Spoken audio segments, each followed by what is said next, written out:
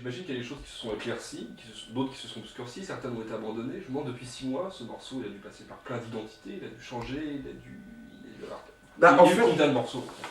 bah, que- ça, je que pourrais c'est- dire combien il y en a eu si j'avais écrit aussi, comme je faisais toujours avant, si j'avais écrit. Mm.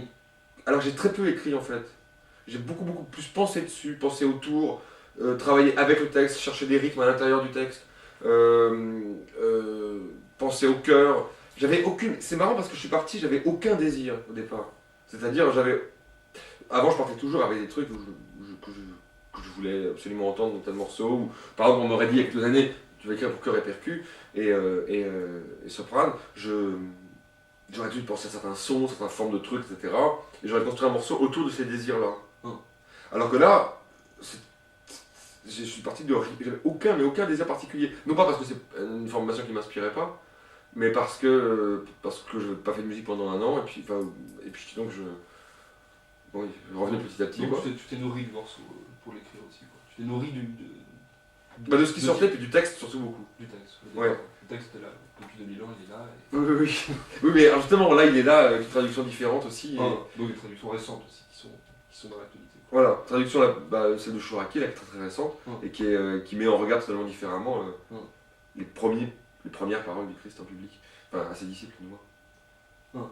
Parce que moi, ce que je me demande, c'est comment ça se fait que maintenant, au point où tu en es d'avoir à rendre, donc à écrire la dernière mouture, là, ce qui va être rendu et ce qui va t'échapper après, ce qui va être aux autres, pourquoi cette version-là et pas une autre, quoi, alors qu'il y a déjà eu plein de morceaux depuis 6 mois? Bah parce que justement, il y a un moment où tu pousses, il y a des moments où tu sais que tu te rends compte qu'il y a autre chose derrière, et que c'est pas à propos du morceau, par exemple. Que ce serait, tu vois, c'est que tu rentrerais dans une pièce qui t'emmènerait dans une autre maison, si tu veux. C'est-à-dire que ça serait un détail, encore, c'est fait que du microscope, je crois, progressant. Ça se sent, quoi. Ah oui, il y a vraiment un moment honnêtement où tu sens que telle chose pourrait t'emmener quelque part, et ce quelque part ne servirait plus à la continuité de ce morceau-là. C'est je pense toujours tout le temps en temps de service, en termes de service. J'ai des feuilles entières où j'écris ça, à quoi ça sert, à quoi ça peut servir, qu'est-ce que ça peut nourrir dans le cadre du morceau. Et puis s'il y a un point sur lequel ça fonctionne pas, ben on vire. De toute façon, à ce que tout ce qui est là puisse servir quelque chose, il faut penser que ça peut servir aussi bien la note d'après qui sera dans le dixième de seconde qui suit, autant que l'esprit du spectateur sur une durée. Je peux très bien écrire un passage, je pense beaucoup à l'auditeur, quoi. Enfin, je pense à moi et à l'auditeur, quoi. Et au propos, bien sûr. Donc, au bout du compte, au morceau. Mais je cherche à ce que il y a aussi par moments des je sais pas, je pense un peu en termes d'effets, mais pas en termes d'effets, mais en termes de théâtre plutôt, vraiment beaucoup, plus qu'en termes de musique. Ça m'est arrivé souvent dans ce morceau d'avoir décidé de noter des trucs et de le rejeter parce que je trouvais ça c'est trop de la musique, c'est trop de la musique.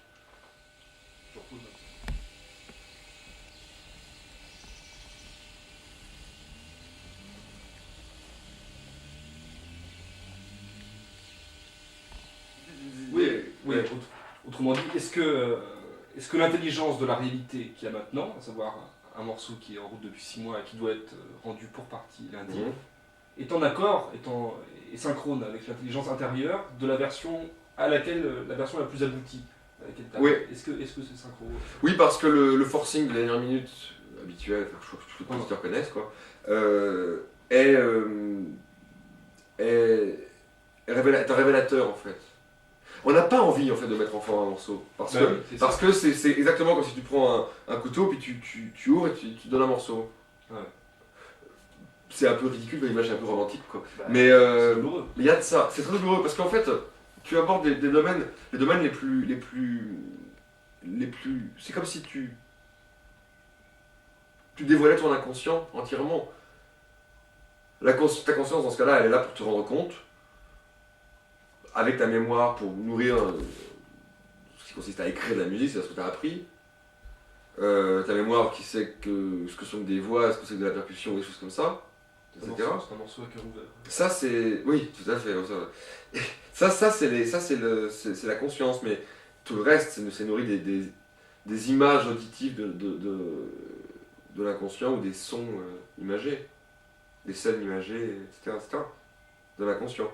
Et on n'a pas forcément toujours envie de ça, et en même temps, c'est que comme ça on a aussi par contre le désir de l'écrire, enfin, c'est complètement paradoxal quoi. Ouais. Mais ce qui me fait dire que là, par exemple, il y a qu'actuellement effectivement, je suis encore là sur des mesures, que c'est bien ça, par moment, c'est que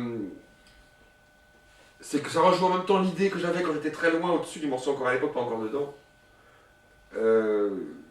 Donc, la continuité que j'ai dans la tête, le message global, le propos général du morceau, l'histoire, entre guillemets, etc. Ça rejoint en même temps ça et une écriture qui m'intéresse d'écrire et où je me retrouve dans chaque note. Non pas en tant que. Enfin, chaque note en l'occurrence, mais non pas. Sinon, bravo, les notes qui n'arrêtent pas de passer. Dans ton nombre de do. C'est ça, ça arrive à une épuration finalement. Beaucoup, c'est ça. Ça arrive à l'épuration et ça arrive à. Comment te dire.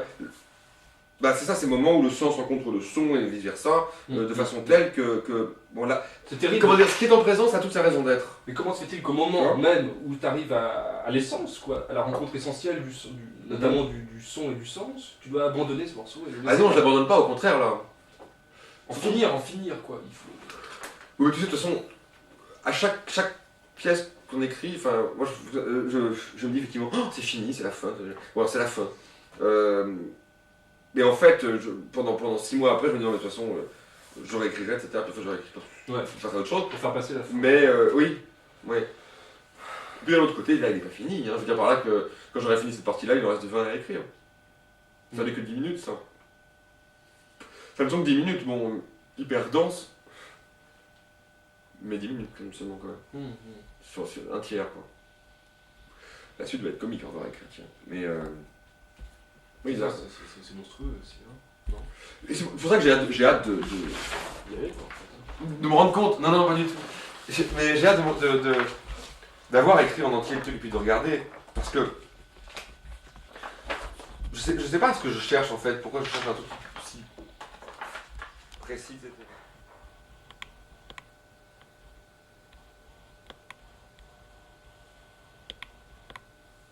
Non, si, je sais que j'ai eu une idée, je te dis au départ, entre guillemets philosophique, quoi, enfin une idée, je veux dire, passer des voyelles aux consonnes qui donnent un sens, et en même temps que les hommes et les femmes se séparent, et puis aboutir aux paroles dans d'autres langues, mais qui seront celles qui vont nourrir après tout le reste de l'œuvre. Bon, c'est une idée qu'en l'occurrence, et c'est fou, on l'a 10 ans comme ça, c'est d'une simplicité, ce n'est pas un débat philosophique profond, quoi. Et pourtant, c'est à réaliser de façon la plus quoi, je sais pas, la plus habitée en fait.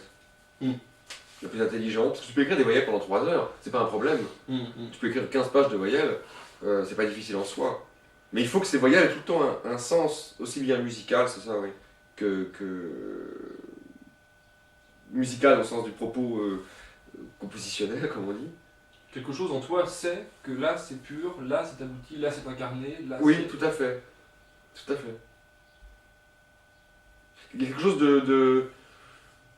d'évident quand le son bouge. En fait, quelque chose en toi sait que là c'est pur, là c'est abouti, là c'est incarné, là oui, c'est... tout à fait. Tout à fait. Il y a quelque chose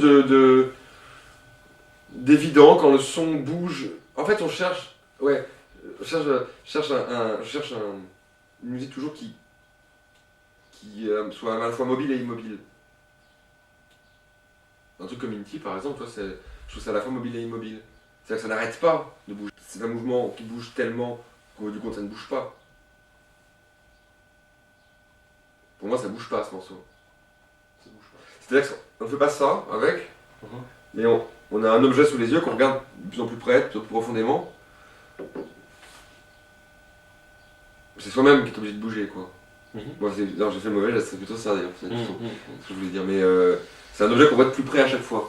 Mais c'est pas l'objet qui bouge, vraiment, lui. Ça, c'est la musique, c'est beaucoup la musique symphonique, romantique, etc. Enfin, c'est faux ce que je dis d'ailleurs, mais ça, c'est la musique romantique, disons, plus, je crois. Je trouve que la musique baroque est assez immobile aussi. Mais mobile dans cette immobilité-là. C'est que des paradoxes, en fait. Quand tu écris, tu cherches que des paradoxes, des choses qui soient à la fois mobiles et immobiles, une chose qui soit à la fois